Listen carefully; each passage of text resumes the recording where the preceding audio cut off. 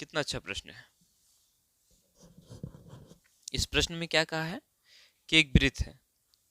क्या है? एक एक वृत्त है और उसके व्यास, एक वृत्त है और उसके व्यास के सिरों का नियामक, ये हमारा मान लेते हैं वृत्त है। वृत्त और ये केंद्र हो जाएगा। कोई एक रेखा जो केंद्र से होकर गुजरेगा उसको हम क्या कहते हैं?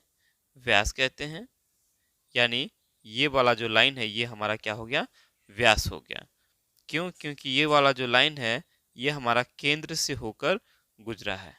ठीक है। अगर केंद्र से होकर नहीं गुजरता तो फिर हम इसको व्यास नहीं बोलते। ठीक है।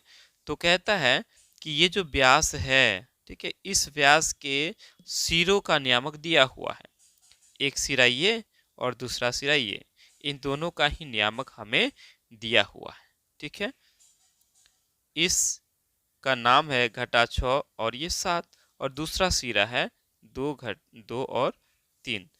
देखो इस प्रश्न को ऐसा भी पूछ सकता था। अच्छा देखो ये हमारा व्यास है। ठीक है। हमें क्या ज्ञात करना है? इस ये जो हमारा क्या है? वृत्त है, इस वृत्त का केंद्र निकालना है। तो हम इसको ऐसे भी तो कर क्वेश्चन पूछ सकता था। एक रेखा है या हम ये कहेंगे दो बिंदु है। ठीक है।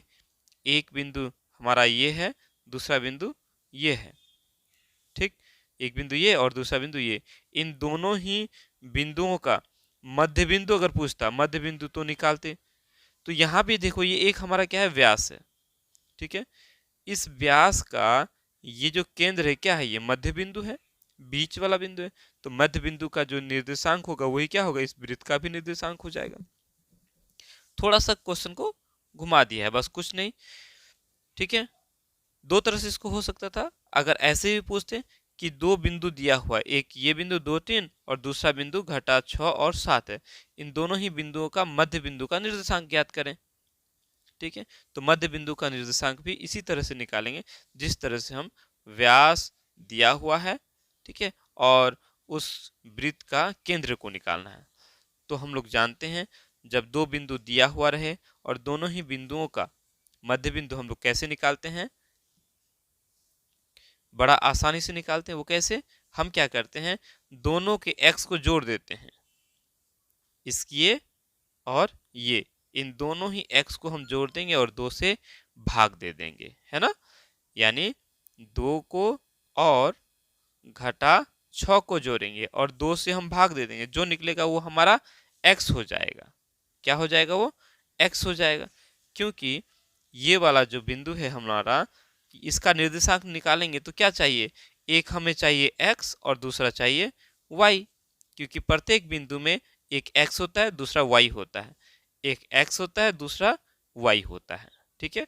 तो ये इस केंद्र का, वृत्त के केंद्र का जो निर्देशांक निकालेंगे तो पहले x निकालेंगे, उसके बाद फिर y। और x और y होता क्या है? तो हम दिए हुए दोनों ही बिंदुओं के x को जोड़ेंगे और 2 से भाग लगा देंगे। तो x मेरा क्या क्या है? पहला है 2, उसके बाद है घटा 6। तो 2 और घटा 6 को जोड़ेंगे तो क्या हो जाएगा? घटा 4 हो जाएगा, है ना। अब इसको भाग दे देंगे तो कितनी बार में? 2 दूनी 4। चूंकि ये जो 4 है घटा में है इसलिए यहाँ क्या हो जाएगा? घटा हो जाएगा। तो x हमारा निकल गया। ठीक है। अब हमें y निकालना है। तो y क्या होता है? दिए हुए बिंदुओं के दोनों y को हम जोड़ देंगे। ठीक है। ये 3 y है और ये 7 y है। तो हम क्या करेंगे? दोनों ही y को जोड़ देंगे। यानी कि 3 जोड़ 7 और 2 से हम क्या करेंगे? भाग लगा देंगे। 2 से भाग लगा देंगे, कितना हो जाएगा? 7 और 3 10 हो जाएगा, 10/2। तो 10/2 कितना हो गया? 2 5 6 10, 5 हो गया। यानी कि x हमारा घटा 2 और y हमारा 5 आएगा। यही वो बिंदु हैं जो इन दोनों ही बिंदुओं के मध्य बिंदु है, या ये कहेंगे कि ये जो व्यास है इस व्यास का मध्य बिंदु है, या हम ये कहेंगे कि ये जो हमारा वृत्त है इस वृत्त का केंद्र हुआ। क्या हुआ? घटा 2 5। ठीक है। घटा 2 5, घटा 2 5। तो देखो ऑप्शन नंबर कौन सा है? ए नंबर में देखो ध्यान से। ए नंबर में है घटा 2 5 बी नंबर में 2 घटा 5, सी नंबर में 2 5, डी नंबर में 3 5। तो हमारा राइट आंसर क्या हो जाएगा? Option number A, option number A हो जाएगा। ठीक है, कोई दिक्कत? आई होप आप लोग को समझ में आया होगा।